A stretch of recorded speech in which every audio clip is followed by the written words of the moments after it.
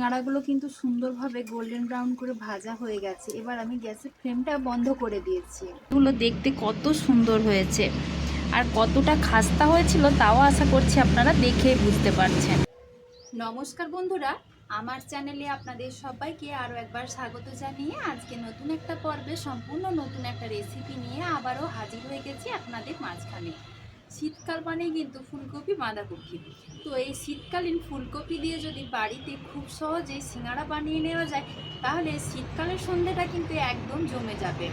আর শীতকালে যদি ফুলকপির সিঙ্গাড়াটা আপনারা আমার পদ্ধতিতে বানিয়ে নেন তাহলে কিন্তু সিঙ্গাড়াটা একদম দোকানের মতো খাস্তা মুচমুচে হবে। বানানো ভীষণ সহজ। তাহলে চলুন দেরি না করে ঝটপট আমার আজকের রেসিপিটি শুরু করা যাক। তার জন্য সবার প্রথমে আমি এখানে একটা ভাজা মশলা তৈরি করে নেব। এখানে নিয়েছি হাফ চামচ মৌরি, হাফ চামচ গোটা জিরে, হাফ চামচ ধনে, দুটো শুকনো লঙ্কা আর নিয়েছি দুটো লবঙ্গ, দুটো ছোটো এলাচ। এগুলো আমি শুকনো খোলাতে দিয়ে ভালো করে নাড়াচাড়া করে ভেজে নেব। এই মশলাটা দেওয়ার কারণেই কিন্তু সিঙ্গাড়াগুলোর স্বাদ একদম দোকানের মতো হবে। মশলাটা কিন্তু আমি ভেজে গুঁড়ো করে নিয়ে চলে এসেছি। আপনারা আশা করি দেখে বুঝতে পারছেন আমি একদম মিহি করে কিন্তু গুঁড়ো করিনি, অল্প অল্প গোটা আধ ভাঙা করে গুঁড়ো করে নিয়েছি। এভাবে সিঙ্গাড়ায় মশলাটা দিলে স্বাদটা কিন্তু খুব ভালো হয়। এবার যেহেতু আমি ফুলকপির সিঙ্গাড়া বানাবো তো সেই কারণে ফুলকপির আমি পুরটা বানিয়ে নেব। দেখুন বন্ধুরা, আমি এখানে একটা ছোট সাইজের ফুলকপি এইভাবে ছোট্ট ছোট্ট টুকরো টুকরো করে কেটে নিয়েছি। পুরটা বানানোর জন্য কড়াই বসিয়ে তাতে অল্প পরিমাণে একটু সাদা তেলও দিয়ে দিয়েছি। তেলটা গরম হয়ে গেছে। এবার এর মধ্যে আমি দিয়ে দিচ্ছি অল্প কিছুটা পাঁচফোড়ন। পাঁচফোড়নটা দিয়ে ভালো করে নাড়াচাড়া করে ভেজে নেব। পাঁচফোড়নটা ভাজা হয়ে গেছে। এবার আমি অল্প কিছুটা আদা গ্রেট করে রেখেছিলাম সেটাও দিয়ে দিচ্ছি। দিয়ে ভালো করে সব কিছু একটু ভেজে নেব।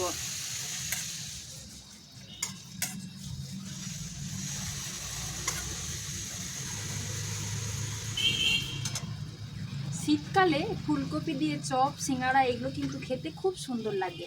আপনারা আমার বানানো পদ্ধতিতে যদি বানিয়ে দেখেন তাহলে আপনাদেরও কিন্তু সিঙ্গাড়াগুলো একদম দোকানের মতো পারফেক্ট হবে। তো দেখুন আদাটাও মোটামুটি ভাজা হয়ে গেছে, আদার কাঁচা গন্ধটা চলে গেছে। এবার আমি যে ফুলকপির টুকরোগুলো কেটে রেখেছিলাম সেগুলো দিয়ে দিচ্ছি। দিয়ে ভালো করে নাড়াচাড়া করে সব কিছু একসাথে মিশিয়ে নেব।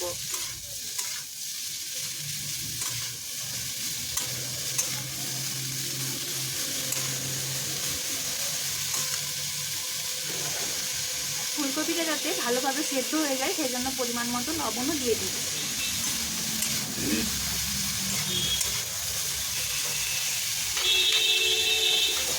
দিয়ে একটা ঢাকা দিয়ে দেবো।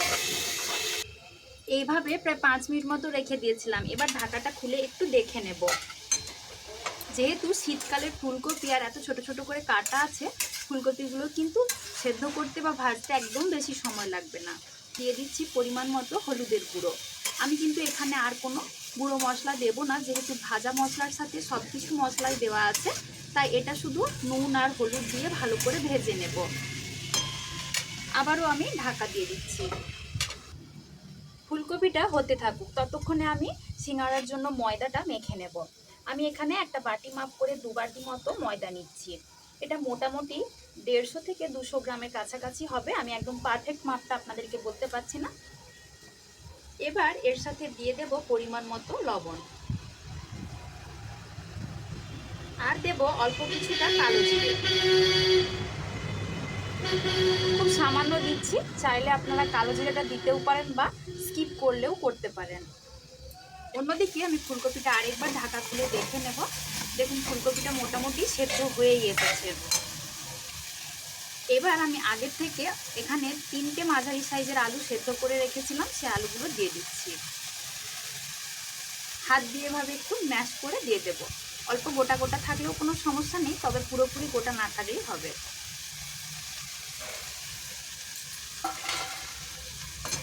এবার ফুলকপি আর আলু ভালো করে মিশিয়ে নেব। যে ভাজা মশলাটা রেডি করে রেখেছিলাম সেটাও দিয়ে দিচ্ছি। আমি সবটাই দিয়ে দিয়েছি। দিয়ে ভালো করে নাড়াচাড়া করে মিশিয়ে নেব। এই ভাজা মশলাটা দেওয়ার কারণে কিন্তু পুরটার খুব সুন্দর একটা গন্ধ হবে এবং খেতে একদম দোকানের মতো লাগবে। আপনারা অবশ্যই এভাবে বাড়িতে বানিয়ে দেখবেন। দিয়ে দিচ্ছি অল্প কিছুটা ভেজে রাখা বাদাম। আমি এখানে বাদামগুলো গোটা গোটাই দিলাম। আপনাদের যদি মনে হয় সেক্ষেত্রে আপনারা বাদামগুলো হালকা করে একটু আধ ভাঙা করেও দিতে পারেন, তবে আমি এখানে গোটা গোটাই দিয়েছি। দিয়ে ভালো করে আরও নেড়ে চেড়ে মিশিয়ে নেব। আর সবশেষে দিয়ে দিচ্ছি ধনেপাতা কুচি। চাইলে লঙ্কা কুচিও দিতে পারেন, আমি যেহেতু শুকনো লঙ্কা দিয়েছি তাই আমি এখানে লঙ্কা কুচিটা দিলাম না। আমার বাচ্চারা খাবে, বেশি লঙ্কা হয়ে গেলে খেতে পারবে না, সেজন্য আমি লঙ্কাটা স্কিপ করে গেলাম। তো দেখুন বন্ধুরা, পুরটা কিন্তু আমার রেডি হয়ে গেছে। পুরো আমার সিঙ্গাড়া বানানোর জন্য পুর কিন্তু একদম রেডি। পুরটা দেখতে কত সুন্দর লাগছে আর কি সুন্দর একটা সুগন্ধও বেরিয়েছে। বন্ধুরা, সিঙ্গাড়া বানানোর পুর তো আমি রেডি করে নিয়েছি। এবার ময়দা তো নিয়েছি, ময়দাটা মেখে নেব। আমি যেহেতু এখানে 2 বাটি ময়দা নিয়েছিলাম, তাই এখানে 4 চামচ মতো তেল নিয়েছি। 4 চামচের 4 চামচ মতো তেল নিয়েছি। এবার ময়ানটা ভালো করে ময়দার সাথে মিশিয়ে নেব। তো ময়ানটা যত ভালো করে দেওয়া হবে, সিঙ্গাড়াগুলো কিন্তু ততই দোকানের মতো খাস্তা মুচমুচে তৈরি হবে। আর এই ময়ানটা দেবার পর ভালো করে কিন্তু হাত দিয়ে এভাবে মিশিয়ে নেবার চেষ্টা করবেন। দিয়েছি আর ময়ানটা কত সুন্দরভাবে দেওয়া হয়েছে দেখুন। এইভাবেই কিন্তু আপনারা ময়ানটা দেবেন। এবার অল্প অল্প করে জল দিয়ে আমি ময়দাটা মেখে নেব। খুব বেশি শক্ত করেও ময়দা মাখা যাবে না, আবার খুব বেশি নরম হয়ে গেলেও কিন্তু সিঙ্গাড়াগুলো একদম নেতিয়ে যাবে, মুচমুচে কিন্তু হবে না। এবার অল্প অল্প করে জল দিয়ে আমি ময়দাটা মেখে নিচ্ছি। এখানে কোনো মাপজোক নেই, আপনারা মাখলেই বুঝতে পারবেন। ঠিক যেভাবে আমরা লুচি পরোটার জন্য ময়দা মাখি তার চাইতে অল্প একটু শক্ত করে এটা কিন্তু মেখে নিয়েছি।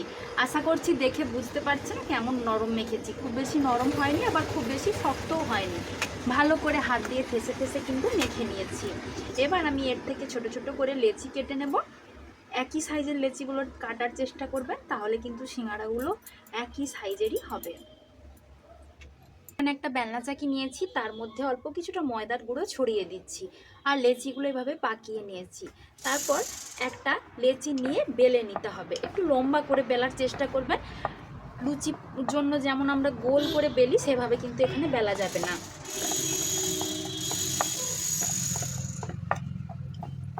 আপনারা ভালোভাবে দেখলেই কিন্তু জিনিসটা বুঝতে পারবেন, আপনাদের বুঝতে কোনো অসুবিধা হবে না। তো দেখুন, আমি কিন্তু খুব একদম পাতলা করে বেলিনি, মাঝামাঝি করে বেলেছি। এবার একটা ছুরি নিচ্ছি, মাঝ বরাবর এভাবে কেটে নেব। 2 টুকরো করে আমি প্রথমে কেটে নিচ্ছি। এবার একটা টুকরোর এই পাশে ওপরের দিকটা হাত দিয়ে এইভাবে করে নিতে হবে। চাইলে কিন্তু আপনারা জল দিয়ে এটা মুড়ে নেবেন, তাহলে কিন্তু ভাঁজটা আর কোনোভাবেই খুলে যাবে না। ভাজলে কিন্তু অনেক সময় ভাঁজটা খুলে যায়, তো এইভাবে যদি আপনারা অল্প একটু জল দিয়ে দেন তাহলে কিন্তু আর ভাঁজটা কোনোভাবেই খুলে যাবার ভয় থাকবে না। এবার আমি পুরটা এর মধ্যে দিয়ে দিচ্ছি, বাটিটার মধ্যে পুরটা দিয়ে দেব। ভালো করে হাত দিয়ে কিন্তু চেপে চেপে পুরটা ভরে দিচ্ছি। পুরটা ভালোভাবে ভরে নিয়েছি, আশা করছি দেখে বুঝতে পারছেন। এবার এই দুটো দিক আমি প্রথমে এইভাবে একটু কাছে এনে মুড়ে দিচ্ছি। ভালোভাবে দেখুন, তাহলে কিন্তু আপনারা জিনিসটা একদমই বুঝতে পারবেন।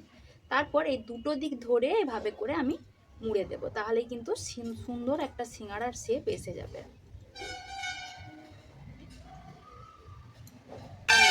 একটা সিঙ্গাড়া কিন্তু আমি বানিয়ে নিয়েছি। আমার এখানে সাইজগুলো একটু ছোট হয়ে গেছে, আপনারা চাইলে কিন্তু বড় করেও বানাতে পারেন।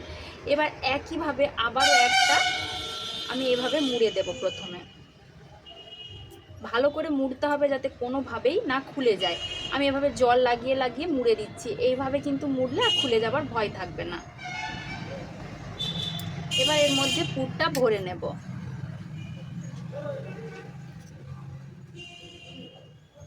পুরটা ভালোভাবে ভরে নিয়েছি।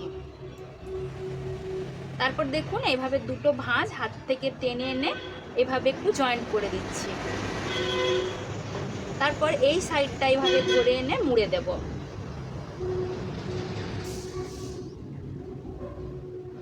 যদি মনে হয় ভাঁজগুলো খুলে যাচ্ছে, আপনারা কিন্তু জল দিয়ে চেপে দেবেন, তাহলে আর কিন্তু খুলে যাবে না।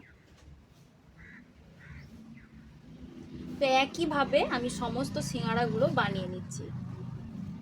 দেখুন সিঙ্গাড়াটা কিন্তু সুন্দরভাবে রেডি হয়ে গেছে। তো দেখুন বন্ধুরা, একই রকম করে আমি সব সিঙ্গাড়াগুলো কিন্তু প্রথমে তৈরি করে নিয়েছি। দেখতে সিঙ্গাড়াগুলো কত সুন্দর লাগছে, সাইজে একটু ছোট হয়েছে, আপনারা চাইলে একটু বড় করেও বানিয়ে নিতে পারেন। এবার সিঙ্গাড়াগুলো ভেজে নেব। তার জন্য আমি তেল এখানে গরম করতে দিয়ে দিয়েছিলাম, তেলটা কিন্তু মাঝারি গরম হয়েছে। এবার একটা একটা করে সিঙ্গাড়া আমি তেলের মধ্যে দিয়ে দেব। সিঙ্গাড়া ভাজার সময় কিন্তু তেল একদম ফুটন্ত গরম করা যাবে না, তাহলে কিন্তু সিঙ্গাড়াগুলো একদমই মুচমুচে তৈরি হবে না। এরকম হালকা গরম তেলের মধ্যে দিয়ে মিডিয়াম আঁচে সিঙ্গাড়াগুলো ভাজতে হবে, আর অনেকটা তেল দিতে হবে যাতে সিঙ্গাড়াগুলো ভালোভাবে ডুবে থাকে। আমি এখানে সব সিঙ্গাড়াগুলোই দিয়ে দিচ্ছি, যেহেতু পরিমাণে অনেকটাই তেল দেওয়া আছে। এবার লো আঁচে উল্টে পাল্টে একটু সময় নিয়ে সিঙ্গাড়াগুলো লাল লাল করে ভেজে নেব। 5 মিনিট মতো ভেজে নিয়েছি, এখনও কিন্তু আর একটু ভালো করে ভেজে নিতে হবে, তবেই কিন্তু একদম গোল্ডেন ব্রাউন কালারটা আসবে। তো উল্টে পাল্টে এভাবে গ্যাসের আঁচটা কমিয়ে নিয়ে ভেজে নেব। তো দেখুন বন্ধুরা, সিঙ্গাড়াগুলো কিন্তু সুন্দরভাবে গোল্ডেন ব্রাউন করে ভাজা হয়ে গেছে। এবার আমি গ্যাসের ফ্লেমটা বন্ধ করে দিয়েছি।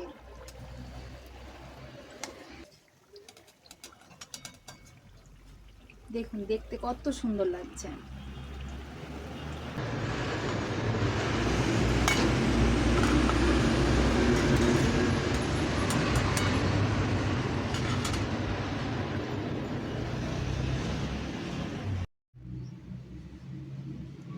তো দেখুন বন্ধুরা, সিঙ্গাড়াগুলো দেখতে কত সুন্দর হয়েছে, আর কতটা খাস্তা হয়েছিল তাও আশা করছি আপনারা দেখেই বুঝতে পারছেন। দেখুন, দেখেছেন বন্ধুরা কতটা খাস্তা হয়েছে। সিঙ্গাড়াগুলো খেতে কিন্তু খুব সুন্দর হয়, অবশ্যই এভাবে বাড়িতে একবার বানিয়ে দেখবেন।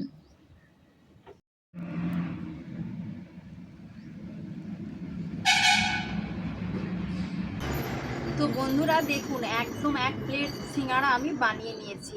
একটা আমি আপনাদেরকে ভেঙেও দেখিয়ে দেব। দেখুন ভেতর থেকে একদম পুরে ঠাসা। আমি একটু খেয়ে আপনাদেরকে বলছি কেমন হয়েছে। এর সাথে একটু চাটনি বা টমেটো সস থাকলে ভালো হতো, তবে গরম গরম এমনিও ভালো লাগবে।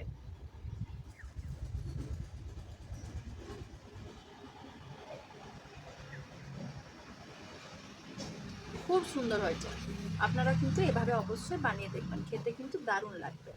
বন্ধুরা, আমার আজকের এই দোকানের মতো খাস্তা মুচমুচে সিঙ্গাড়া রেসিপিটা আপনাদের কেমন লাগলো অবশ্যই কিন্তু আমাকে কমেন্টে জানাবেন। ভালো লাগলে লাইক ও শেয়ার করে দেওয়ার জন্য অনুরোধ রইল।